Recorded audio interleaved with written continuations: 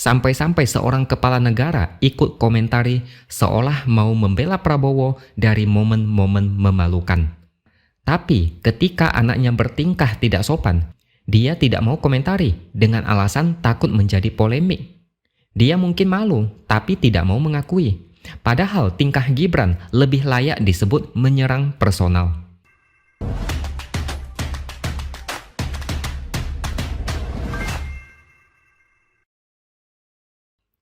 Halo, bertemu lagi dengan saya, X Hardy di Opini Seaworld.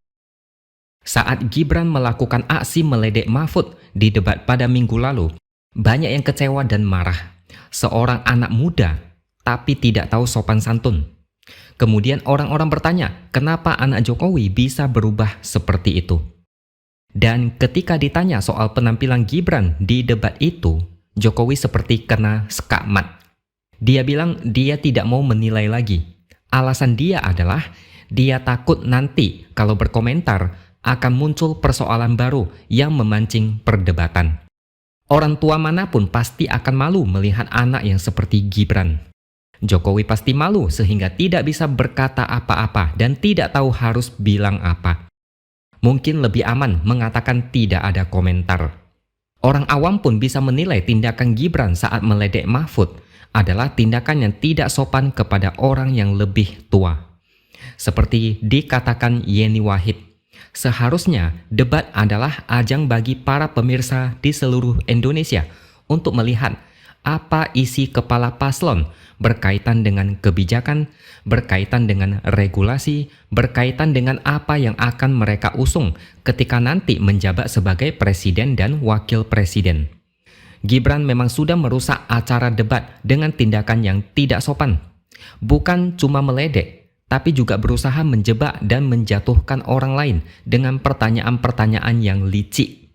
Gibran lupa kalau di sekolah dulu ada pelajaran PPKN yang mempelajari tentang 4 macam norma, yang salah satunya adalah norma kesopanan. Jokowi tidak berani komentar soal tingkah laku Gibran, karena mau ngomong apapun, tetap saja Gibran bersalah. Tidak ada alasan apapun yang membenarkan sikap Gibran yang meledek Mahfud dengan gaya seperti mencari sesuatu. Di sisi lain, Jokowi tidak mungkin mengkritik anaknya sendiri. Jika Jokowi menyalahkan Gibran, sama saja dengan membuat Gibran makin nyungsep ke jurang kekalahan Pilpres. Tapi lucunya, di debat antar capres sebelumnya, Jokowi malah komentari soal debat yang katanya menyerang personal. Kata dia, debat saat itu tidak edukatif, bahkan dia meminta agar format debat diubah. Padahal menurut saya sama sekali tidak ada penyerangan secara personal. Yang diserang adalah kebijakan atau program kerja yang bakal diusung. Yang paling telak adalah ketika Prabowo diberi nilai hancur terkait kinerjanya sebagai Menteri Pertahanan. Ganjar memberikan nilai 5 dari 10. Sedangkan Anies lebih parah, memberikan nilai 11 dari 100. Inilah yang membuat Prabowo tidak bisa tidur nyenyak. Teringat terus sampai 2 minggu dan curhat ke relawan. Sakit hatinya masih belum hilang. Bahkan gara-gara ini ada tren profesi baru yaitu nangis massal online yang dilakoni oleh orang-orang amatiran yang tidak bisa akting dengan baik. Mereka nangis tapi malah kayak lawak. Bukan bikin orang terenyuh, tapi bikin mereka muntah. Sampai-sampai seorang kepala negara ikut komentari seolah mau membela Prabowo dari momen-momen memalukan. Tapi ketika anaknya bertingkah tidak sopan, dia tidak mau komentari dengan alasan takut menjadi polemik. Dia mungkin malu, tapi tidak mau mengakui. Padahal tingkah Gibran lebih layak disebut menyerang personal. Bisa dikatakan Jokowi terkesan melindungi salah satu pihak, tidak netral dan bicara karena ada tujuan tertentu. Bahkan baru-baru ini ada satu video yang viral yang kabarnya diambil saat Jokowi melakukan kunjungan kerja di Salatiga, Jawa Tengah. Di beberapa video, tampak warga membentangkan spanduk Ganjar Mahfud di pinggir jalan. Mereka terang-terangan meneriakkan nama Ganjar saat mobil Jokowi melintas. Lalu ada tangan yang keluar dari kaca belakang kiri mobil. Tangan itu menunjukkan jari telunjuk dan jari tengah seperti simbol angka 2. Kemudian muncul spekulasi kalau itu adalah tangan Iriana Jokowi. Jokowi juga tidak mau menjawab dengan jelas. Dia cuma bilang menyenangkan, yang artinya bisa dianggap spekulasi itu adalah benar. Kalau tidak, Jokowi akan membantah dengan tegas. Tapi ini memang tindakan yang offside. Di dalam mobil presiden, memangnya ada siapa lagi di kursi belakang? Tidak mungkin sopir pribadi dan Jokowi yang nyetir. Tidak mungkin itu tukang bakso yang numpang mobil Jokowi. Kalau bukan Jokowi, kemungkinan besar keluarganya. Mungkin bisa saja ada pejabat yang numpang, tapi tidak mungkin berani memberikan kode angka 2 seperti itu. Dan ini juga bisa diartikan Jokowi memaklumi tindakan salam 2 jari itu. Artinya itu adalah salah satu bentuk keberpihakan kepada paslon 02 secara tidak langsung. Jokowi komentari soal Prabowo yang diserang habis-habisan saat debat. Lalu dia diam tidak mau komentar Gibran yang tidak sopan.